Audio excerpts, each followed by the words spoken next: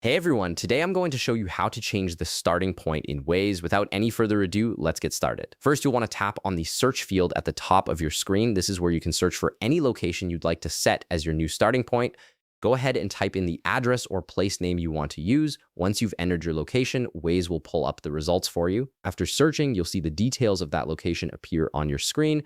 This shows you information about the place you've selected, including the address and any additional details Waze has available. Take a moment to make sure this is the correct location you want to use as your starting point. Now look for the More option on the Location Details page. This button gives you access to additional features and settings for that specific location. Tap on it to reveal a menu with various options related to the place you've searched. From the menu that appears, you'll see an option that says Set as Start Point. This is the key feature that allows you to change where your route begins, which is especially useful when you're planning a trip in advance or want to give directions from a different location than where you currently are. Go ahead and tap on Set as Start Point, and that's it. You've successfully changed your starting point in Waze. This feature is incredibly handy when you need to plan routes ahead of time or help someone navigate from a location different from your own. The app will now use this new location as the beginning of any route you plan. If this video helped you out, be sure to leave a like, subscribe, and I'll see you in the next one.